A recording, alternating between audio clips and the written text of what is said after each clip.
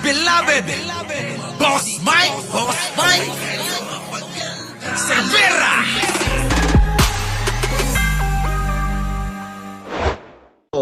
Ang lumalabas na survey na kumakalat ngayon sa social media na nagpagawa ang Okta Research ng survey ng buwan ng Pebrero na mas mataas si VP Sara. Yan huwag. Oh, Diyos ko, nakakahiya talaga. Binakbakan na naman netong si Kuya.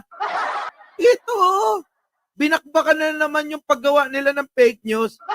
Inaangat ng pilit si Sara sa pamamagitan ng kanilang pag-e-edit at pamimeke.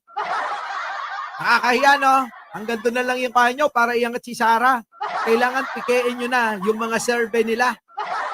Hindi ba pwede na kayo na mismo ang mag-survey para sa sarili ninyo? At least yun, hindi nyo pineke. At least yung ginawa nyo. Tapos dito kayo mag-survey. Survey, tulungan natin sila mga kababayan ko. Pwede ba may magbibilang ba dyan? Mga kababayan, may magbibilang ba dyan? Sino ang may tiwala pa kay Sara Duterte? At sino po ang nagtitiwala kay Pangulong Bongbong Marcos? Yan, kapag kay Sara Duterte, paki-press 2 po. Kapag kay Pangulong Bongbong Marcos, press 1 po. Manood ka, Sara, ha? Ito, tatanungin natin. Mga DDS na hindi nagla-likes, bumoto kayo. Bumoto kayo! Ayan na. 1, 1, 2, 3, 4, 5, 20, 6, 30, 40. 50 na. 50 na ang 1. 60 na. 70. 100 na ho. 100. 150 na ho ang 1. Wala pa hong 2. 150. 200, 300 na po. Anak na pating eh. 300. 400 na. 500 na. 600 na. Wala pang 2. Tapos sasabihin nyo, nangunguna si Sara. Puti pa si Jack. Pumindot ng 3. Di ba? Merong isa. Si Along Malapitan, yung bata nyo. At saka si Hobot Hubad. Yun. Number 2. Burlis na burlis, ha.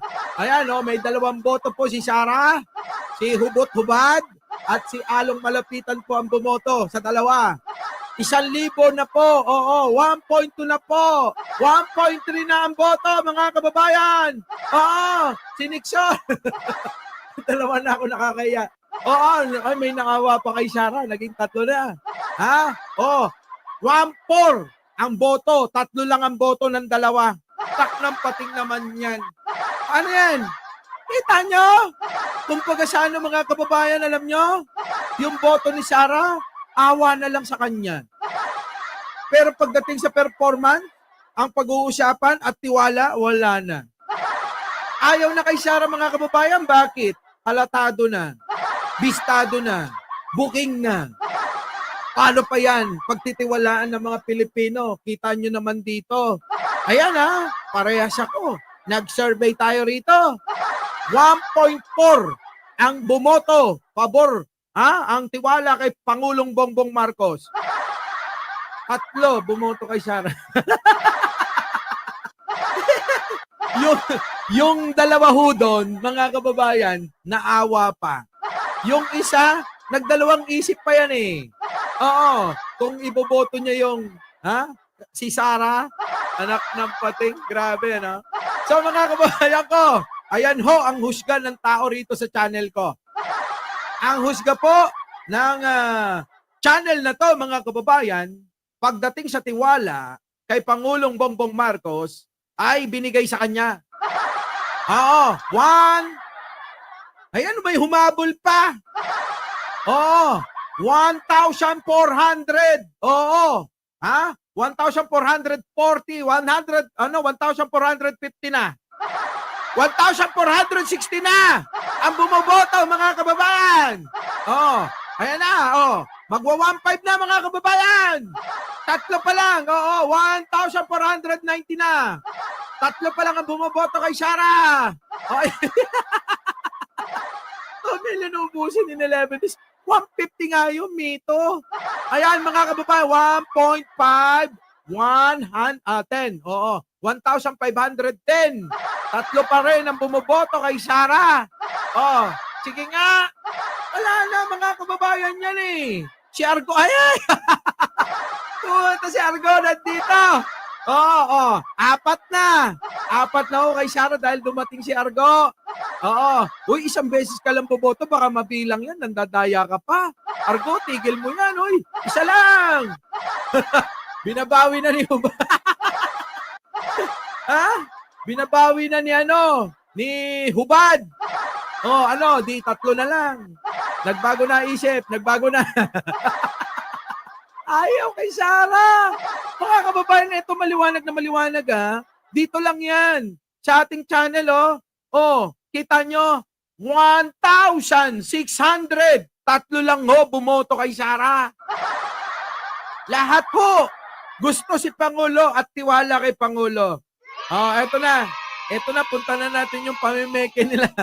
Walang yan, ano? Oh, eto na, mga kababayan ko. Oh, pasok. Hindi ho totoo ang lumalabas na survey na kumakalat ngayon sa social media na nagpagawa ang Okta Research ng survey ng buwan ng Pebrero na mas mataas si VP Sara. Yan ho ay fake. Hindi daw ho yun totoo. Gawa-gawa lang daw ng kampo ni Sara Duterte yon.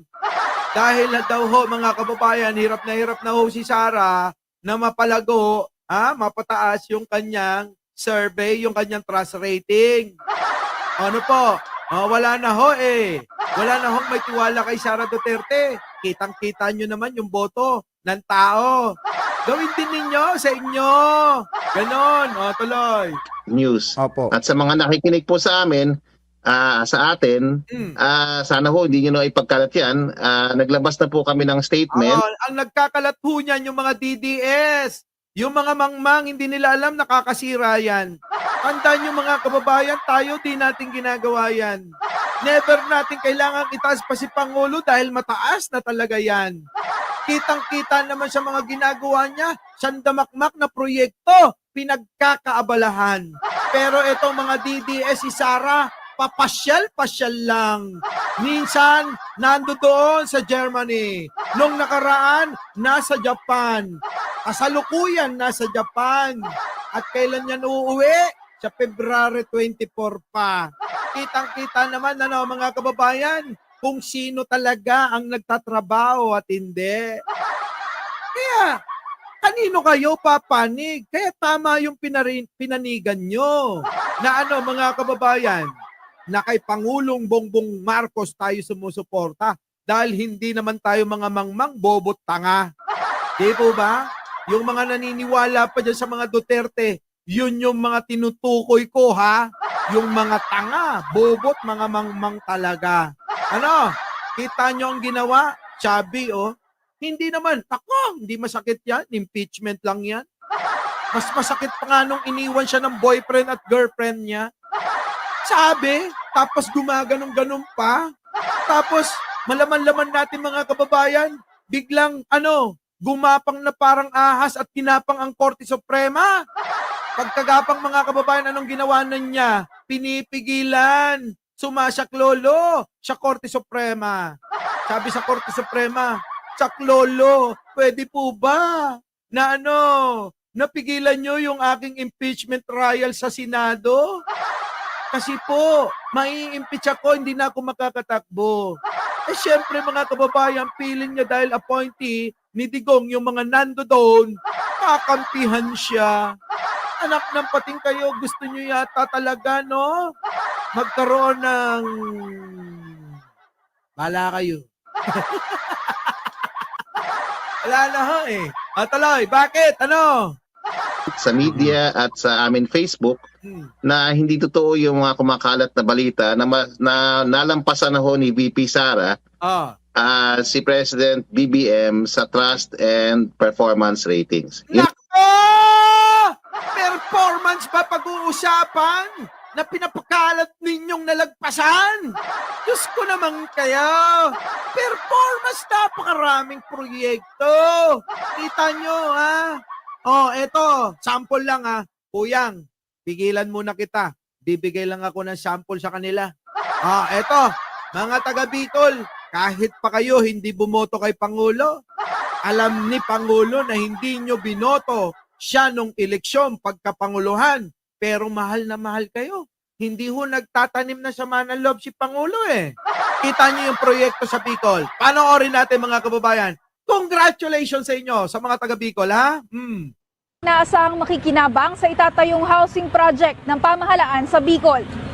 Nasa Camarines Sur ngayong araw si Pangulong Bongbong Marcos para sa groundbreaking ceremony ng dalawang housing project sa Naga City. Sa mismong lugar na kinakatayuan natin ay magpapagawa tayo ng 5 residential tower na 11,800 mga pabahay para sa mga beneficiary. Naku, kita niyo mga kababayan ko?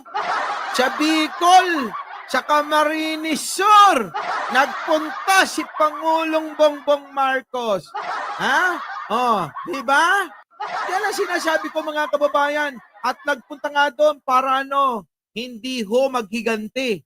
Kung hindi mamimigay ho, gagawa ho ng proyekto sa ating mga kababayan sa Bicol na kung saan, karamihan mga kababayan, hindi siya binoto. Ganun po kabait ang Pangulo, hindi ho nagtatanim ng sama ng loob. Parang ako. Di po ba? Kaya mga kababayan, paano malalagpasan kung performance rating lang ang pag-uusapan? Nakita nyo naman halos araw-araw, napakarami ko ritong pinapakita. Proyekto, nagawa, ginagawa, at gagawin pa. Saan kayo nakakita ng ganyan mga kababayan ko? Tapos sasabihin ni Sarah, performance rating sa kanya? Tanong ko, anong nagawa niya? Meron pa ngang, kulang na mga trabaho na hindi maipaliwanag sa DepEd. Bilyon-bilyon ang halaga. Hindi maipaliwanag niya. 12.3 billion na halaga ng mga computer, mga smart TV, at kung ano-ano pa. Hindi niya maipaliwanag kung saan napunta. At wala nga dumarating na mga ganyan. Yung in-order niya. Para bang umorder lang, tapos kumuha ng resibo, dadalhin sa COA. Pagdating mga kababayan, DJ Byron, walang maipakita. Diba? Ay, sa mga hindi pa nakakapag-subscribe dito kay DJ Byron, huwag niyo kalimutan. Yan po mga kababayan. Trust rating. Ito mga kababayan ko, sabi rito. Pasok. Si President BBM sa trust and performance ratings. Yun lang po. Yun. So kung ano man Mga kababayan ko, ulitin natin yung nakakahiya nila. Panoorin nyo ho, Bulaklak Kabiling. Roblox, Heidi Pantino. Regine Lee. Opo, shoutout sa inyo Happy Eyeglass. JQ. Ito na. Po sa amin, Ma'am Jo. sa atin, sana ho hindi nyo na ipagkalat yan. Naglabas na po kami ng statement sa media at sa amin Facebook Nako. na hindi totoo yung mga kumakalat na balita na nalampasan na ho ni VP Sara si President BBM sa trust and performance ratings. Kita nyo, sa trust and performance rating mga kababayan, wala hong binatbat si Sara. Pero sa kadispiraduhan ni Sara Duterte, ng kampo ni Sara Duterte, na nakapanig si Argo, mga kababayan, wala na. Wala hong binatbat. Bakit makikita nyo naman kahit hindi pinagmamalaki ni Pangulong Bongbong Marcos yung mga ginagawa niya? Tayo na nga lang nagpapakita niyan Sa dami ng proyekto ni Pangulong Bongbong Marcos tapos sasabihin ng mga DDS, mas mataas ang tiwala, magaling, o mas mataas ang performance rating, wala nga nagawa. Ipakita nyo, ibalandra nyo naman, kayo mga DDS. Ibalandra nyo yung mga ginagawa ni Sara para naman maniwala ng konti yung mga naniniwala pa sa inyo. Tulad ni Argo, Argo, di ba? Sabihin mo nga sa kanila, ilapag naman nila yung mga pinaggagawang proyekto ni Sara. Huwag na yung puro tree planting lang Kasi yung tree planting, mga kababayan, ginawa namin kahapon. Mas marami pa kaming tinanim. Eto na, mga kababayan ko, tuloy. Lang po. yun. So kung ano mang makikita nila sa social media na ganito ang impormasyon, hindi totoo ito. Hindi! Opo, nanatiling Kita nyo, fake news talaga mga DDS, ano? Ha? Fake news talaga eh. Argo eh, yung pinaniniwalaan mo, laging fake news eh. Nakakainis, sabihin mo nga sa kanila. Sabihin sa'yo, hoy, tanong, pwede ba? Argo, di ba? Magkakaibigan naman tayo eh. Sabihin mo, mga walang iya kayo, banat bay. Maharlika. Ilapag nyo nga kung ano yung mga pinaggagawa naman ni Sarah. Kasi pag dumadalaw ako sa channel ni Mike Cervera, tinatanong ako kung ano nagawa niya, wala akong mapakita. Wala akong mapakita, wala akong masabi. Ibalita nyo naman yung ginagawa niya. Bukod sa pamamasyal at panonood ng concert, habang bumabagyo, iniwan tayo. Diba? Oh, bukod sa ano, siya ginawa niyang pagbabanta ng buhay ni Pangulo, First Lady at saka ni Speaker. Diba? Yun eh. Eh wala nga ho eh. Argo, may nilapag ka na ba? Pwede ba pakilapag? Yung sinend ko sa bro Mike, si Banat pa eh. Kaya ba? Meron ba? Dali nga. Titignan ko yung sinend ni ano bro, DJ Byron. Eto. Andale ipe-play natin, no? Sabay-sabay na natin panoorin. Hindi ko pa nakikita pero ipe-play ko para sa inyo. Ano kaya ito? Oo, etong ano ba yung itong sinend mo? Andale, titignan natin ko ano to sinend ni DJ Byron. Oo, matatawa kaya tayo rito. Malulungkot o ano, ha? Ha? Ayan, no? Ayan na. Ayan na. Wait. Wait na. Send na ba? Save na. Save na po, boss. Yan, abangan ninyo kung ano to. Ano ba ito, DJ Byron? Sakto, kulang ako ng isa eh. Eto na. Asa na? Pe-play ko lang isisingit ko lang Wait lang ho. Ito, nako, Diyos ko po. Pasok! Later. Ilagay natin sa tamang perspective ito, ha? Ha? Kasi tandaan nyo, church, ito eh. Even if I think, Na.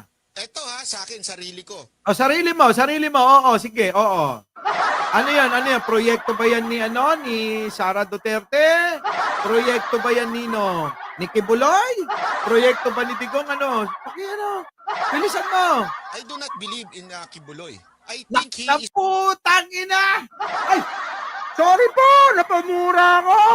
Sorry Napamura ako. Ano sabi? Sa akin, sarili ko. I do not believe in Kibuloy.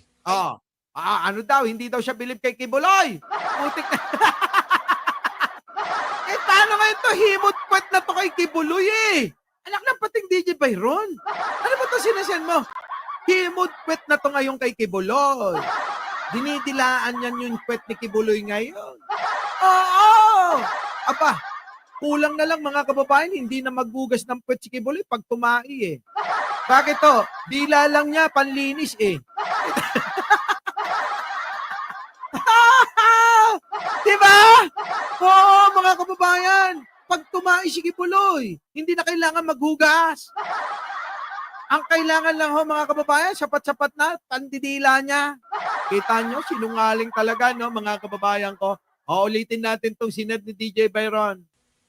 Ito sa akin, sarili ko. I do not believe in Kibuloy. Oh. I think he is a false prophet. Naku, false prophet daw, Anak ng pating talaga. Tingnan mo, alam nyo, magaling maghukay talaga si DJ Byron. Hukay, naku, panoorin nyo yan. Daming binubunyag niyan. Kung eto mga kababayan, paniniwalaan pa ba yan? Tandaan nyo mga kababayan, yung ganyan tao, pera-pera lang. Hindi ho babalik ka dyan at hindi hihimod ng puwet ni Digong at ni Kibuloy, eto kung hindi nagkakaroon yan. Tandaan nyo yung mga kababayan, bakit kanyo? Kita nyo naman yung kanyang mga sinasabi. Kung dati mga kababayan, sinusumpa niya Ngayon mga kababayan, abay sinasamba niya na. Ganon po katindi, Ganon katindi si Banat Bay admin, pakigawa nga to ng sariling content Paki-upload ng matindi. Lagyan mo ng caption. Banat Bay noon. Banat Bay noon at Banat Bay ngayon. Dumidila na ngayon sa puwet ni Kibuloy. Hindi na ho naghuhugas ng puwet si Kibuloy. Dila na lang ho niya katapat. Talagang ganon. Ubus na ubus lahat. Grabe. Ito na. Pasok. Ano sabi? Ulit.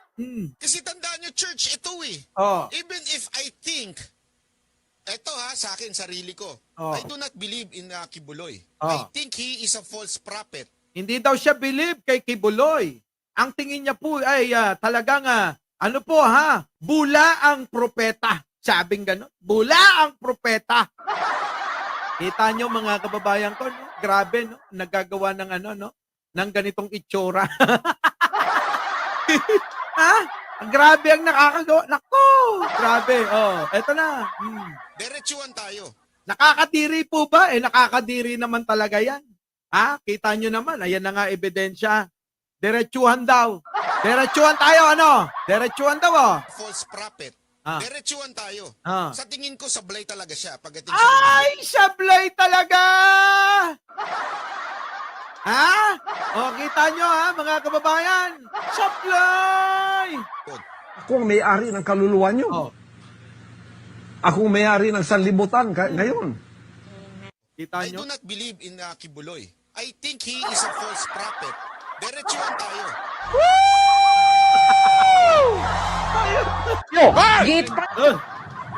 Huwag din yung galitin ng anak. Baka totohanin ko yung sinasabi niyong pindutin ko yung vibrator ng sanlibutan. Anak na pating talaga naman! May alam nyo, mahilig talaga manakot tong mga to, no? Si Digong at saka to, iisa ang ano neto eh. Iisa ang bangas ng mga style neto, ano? Oo, puro pananakot, ano? Siyempre, pag natakot ka, pagka naman talagang pinindot daw niya yung vibrator, akala naman ibang vibrator yan. Baka iba naman vibrator yan. Tuloy. Guguho kayo riyan. Nako, guguho daw tayo, kita nyo. Kaya siguro natakot. Natakot yung idol ko. Sino? Si Marcoleta. Kasi baka pumindot ng vibrator daw eh. Baka gumuho, kasama siya. Kaya natakot, sumama sa kanya. Diba? O kaya natakot din si, natakot din si Banat Bay. Siguro natakot din si Banat Bay. Na nung sinabing stop, umistop talaga. Kaya sabi ni Banat Bay, naku, totoo si Kibuloy. Dapat kailangan maniwala na ako. Ganun siguro. Tuloy. I do not believe in Kibuloy. Oo I nga. think he is a false prophet. Diretsuhan tayo. Sa tingin ko, sablay talaga siya. Mga puking. Ay! Badong! Bakit mo naman kinakain yung mic? Gutom ka na ba? Badong naman, oh. Kumakain pala to ng mic. Gigil ang puta.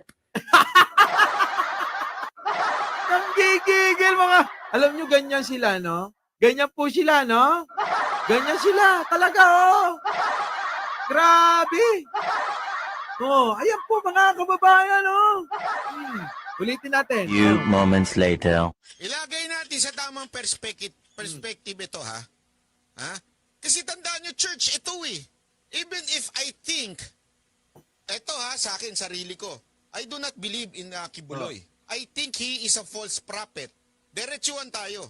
Sa tingin ko, sablay talaga siya pagdating sa relihiyon. Ako ang may-ari ng kaluluwa nyo. Ako ang may-ari ng sanlibutan ngayon. I do not believe in Kibuloy. I think he is a false prophet. Diretsuhan tayo.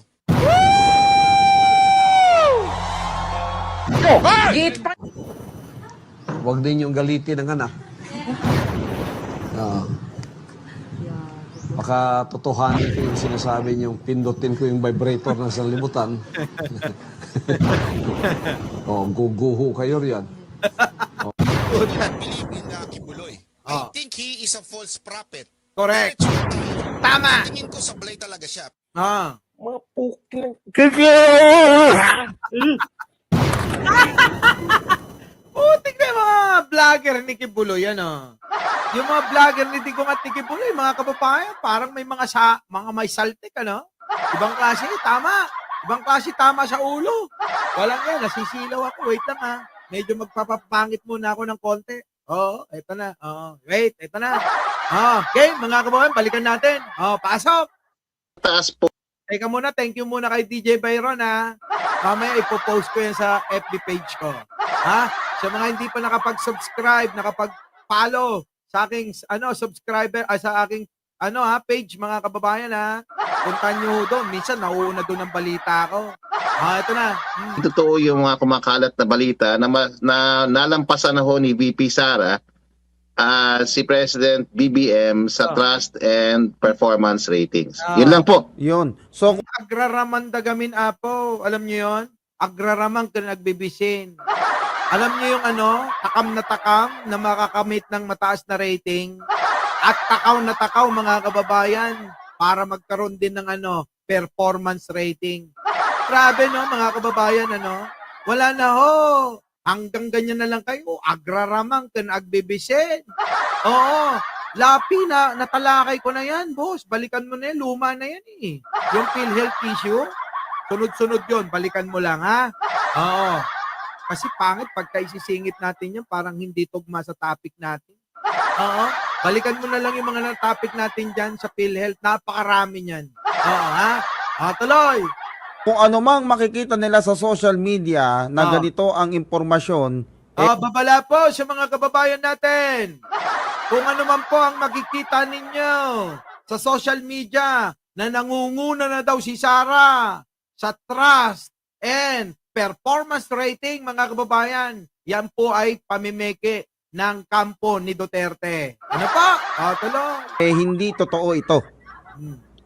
Opo, nanatiling mas mataas po ang performance rating ni President Marcos at 65% sa trust at 65% sa trust si Pangulong Bongbong Marcos. Kaso 64%. 64% naman sa performance, mga kababayan. Saan natin, hindi ho sila pwede i-compare kasi iba ho yung trabaho nila eh. Opo. Ang pwede i-compare siguro yung trust ratings, pero ang performance ratings kasi dahil iba ho ang trabaho ng presidente, iba ho ang trabaho ng vice president. Either way, pag tinatanong ho natin sa ating mga kababayan yan, hindi naman ho sa pag-iisip nila ang nakikipagpaligsahan ng presidente at vice president sa trust at performance rating. Datapwat, that aside, ang totoong trust ratings ho ay ang trust ratings na pinalabas namin sa media noong fourth quarter ng 2024. At yun lang ho ang survey na meron natin na galing sa Okta Research na nagme-measure po ng public preference in terms of trust and performance for both the president and the vice president. At doon ho, ibang-iba ho yung ratings sa lumalabas na fake survey na kumakalat ngayon na Okta Research survey ng February. Wala hong survey na ganun po. At nagpapasalamat kami sa mga media groups kagaya ninyo, kagaya rin ng Rappler, na pinaalam sa amin na may gumagamit ho ng aming pangalan at nagkakalat ho ng fake na survey. Sana ho hindi na... Kita nyo, mga kababayan, sino ba may gawa? Sino ba mahilig mameke? Di ba yung kampo ni Sara? Pineke nga yung mga tumanggap ng pera. Pineke nga yung alin, mga kababayan, yung kung saan napunta yung confidential fund niya. Abay mga walang record ng sa PSA Walang birth certificate Kumbaga sa mga kababayan yung mga tumanggap peking tao. Pinangalan nga saan? May pamilya, Pamilyang chichirya pero hindi mga totoong tao. Di ba? Yan po ang estilo ng grupo ni Sara Duterte. Ang daya. Magaling mandaya ho si Sara Duterte. Yung kampo nila, mga kababayan ko. Kaya mag-iingat kayo sa mga yan. Magaling talaga mandaya. Biruin nyo naman na napakaraming pera. Ipinangalan lang sa kung sino-sino na pangalang pamilyang chichirya. Biruin mo, nakuha niya na agad mga kababayan ko. At saka yung yung mga ghost student. Nako! 18,000 plus daw. Kita nyo, may balita niyan. Ngayon iniimbestigahan. Ganun ho katindi magnakaw ng pera ang mga Duterte. Malulupit magnakaw ng mga pera, mga kababayan ko. Ngayon binibintang kay Pangulo. Si Pangulong Bongbong Marcos nga nag-aabono. Kita nyo? sa dami ng proyekto na pinatatayo niyan, magtaka kayo. Wala hong iniwan na pondo si Digong. Sinimot ng husto ni Digong ang kaban ng bayan. Oh, nagnegatibo pa. Sandamakmak na utang ang iniwan niya. Ilan ang utang? Kulang-kulang, ha? 14 trillion. Oh, di ba? Oh, kita niyo mga kababayan ko, yung iniwan ni Digong na utang.